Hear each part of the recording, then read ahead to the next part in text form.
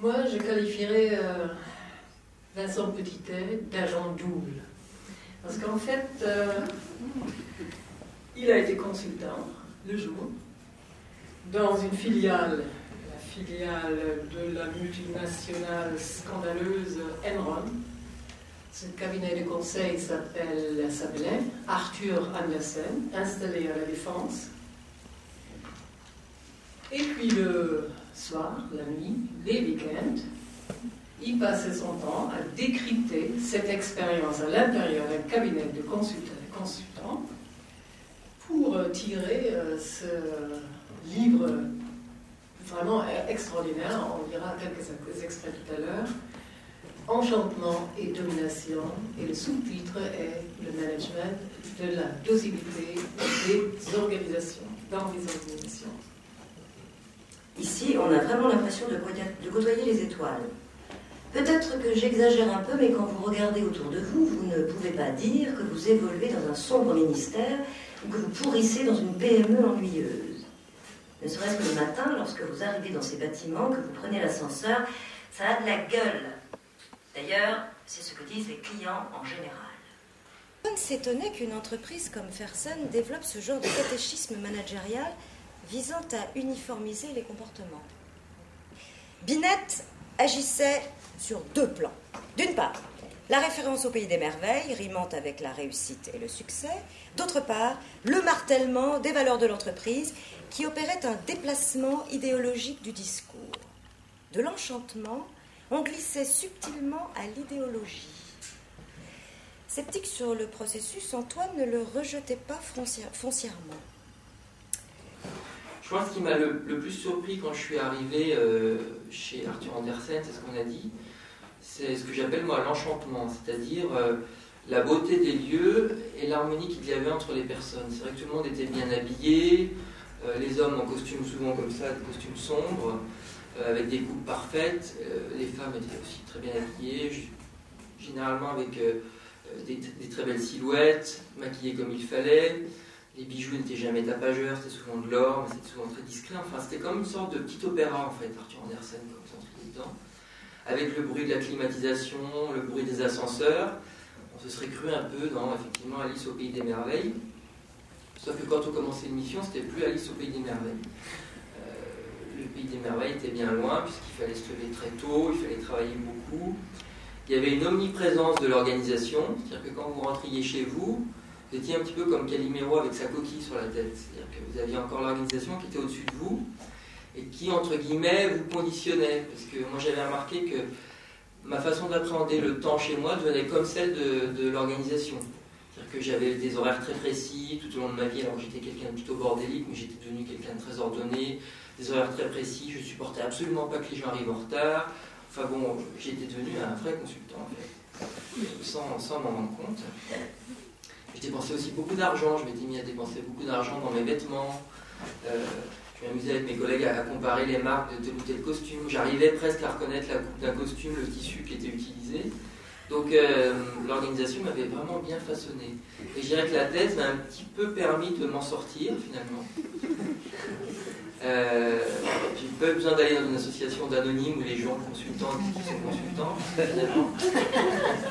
J'ai fait ma thèse et ma thèse m'a aidé à métaboliser, je dirais, le mal-être que j'avais en travaillant beaucoup trop, parce que je n'étais pas quelqu'un qui travaillait beaucoup, enfin comme ça. Donc métaboliser une forme de souffrance quand même, et puis avoir la distance critique qui était nécessaire.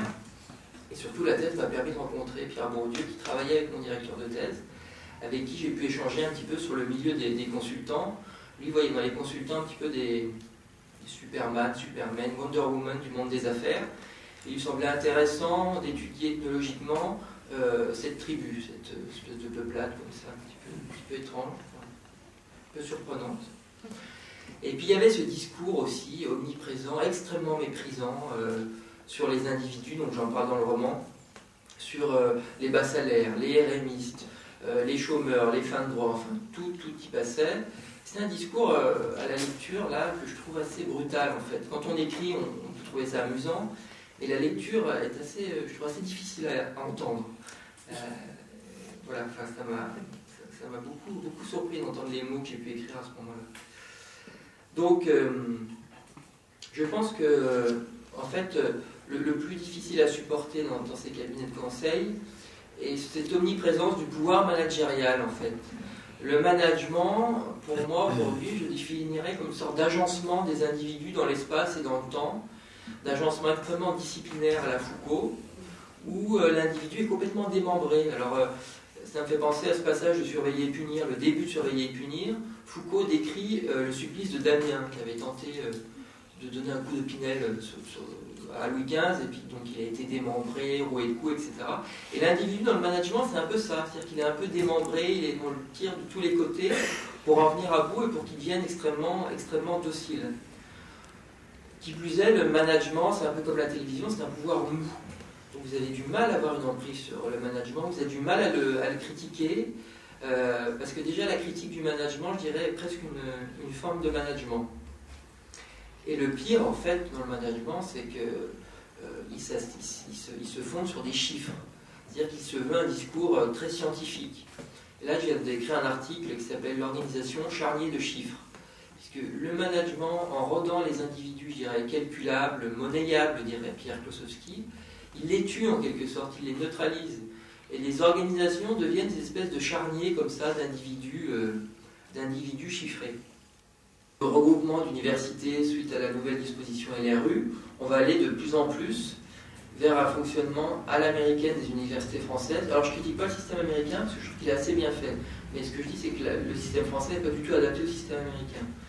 Et les entreprises vont rentrer dans les universités pour financer des grands programmes qui sont souvent, moi quand je suis dans les entreprises je vois bien qu'ils sont souvent des programmes scientifiques ou des programmes de sciences de l'ingénieur.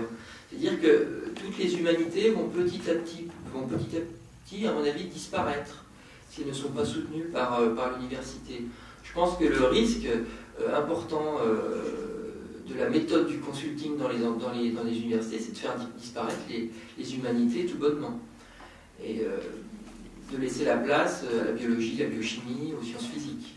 Je crois qu'il faut être très vigilant là-dessus parce que le management, c'est pas juste une méthode d'entreprise. À mon avis, le management, c'est une idéologie politique qui trie entre ce qui est efficace et ce qui ne l'est pas, qui fait le tri entre les hommes supérieurs et les autres. Totalitarisme, le mot est peut-être un peu fort. Moi, je ne l'emploie pas. En revanche, sur Foucault, je vous rejoins. C'est-à-dire que le modèle finalement de fonctionnement de ces entreprises est un modèle un petit peu panoptique. C'est-à-dire de surveillance de tous par tous. Et la façon, la topologie la plus aboutie de la domination, c'est l'open space. Parce que dans l'open space, finalement, tout le monde surveille tout le monde. Vous arrivez à 10h, on dit « Ah, bah dis donc, tu fait la grasse matinée, tu arrives à 10h. » Vous partez à 17h, quelqu'un va vous appeler Monsieur 35h. Vous vous amusez sur votre ordinateur, quelqu'un va arriver derrière, va dire bah alors qu'est-ce que tu fous là, t'as rien d'autre. Enfin, bon. Vraiment l'open space, c'est vraiment le cauchemar lumineux de Foucault. C'est-à-dire que vous n'êtes plus sur les gradins, mais vous êtes vraiment dans l'arène. Et vous êtes surveillé par tout le monde. C'est l'autocontrôle, l'autosurveillance. Donc, le prétexte, c'est de faire des économies, parce qu'un open space, ça coûte moins cher que des bureaux séparés. Et puis, c'est de montrer aussi que les gens qui sont dans l'open space ne sont pas à leur place. Parce qu'un consultant gagne de l'argent quand il est chez le client. Donc, quand il est dans l'open space, il coûte de l'argent à l'entreprise. Donc, c'est pas bien. C'est mal. Donc, il faut qu'il le sache, il faut qu'il le ressente. Et l'open space véhicule un petit peu tout ça. Tout ce non-dit du pouvoir qui est vraiment, Derrida appellerait ça disséminé comme ça.